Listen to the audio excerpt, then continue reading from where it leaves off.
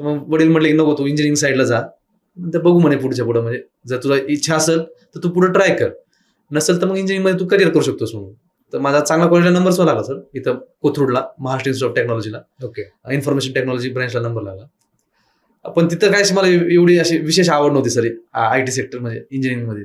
मला असे जेमतेम मार्क पडायचे, म्हणजे मी फक्त पासिंग पुरतं फर्स्ट क्लास, जे आपल्याला इंटरव्ह्यू लागते म्हणजे एखाद्या कंपनीच्या इंटरव्ह्यूसाठी जे आपल्याला पासिंग मार्क लागतात फर्स्ट क्लास लागते, ते मी तेवढे दरवेळेस पाडायचो. असं विशेष इंटरेस्ट नव्हता मला असं त्या इंजिनिअरिंग लाईफ मध्ये. इंजिनियर बनायचं डोक्यातच नव्हतं. असं एवढं काही विशेष नव्हतं सर इंजिनिअरिंग. गव्हर्नमेंट नोकरी करायची हे डोक्यात होतं पहिल्यापासून.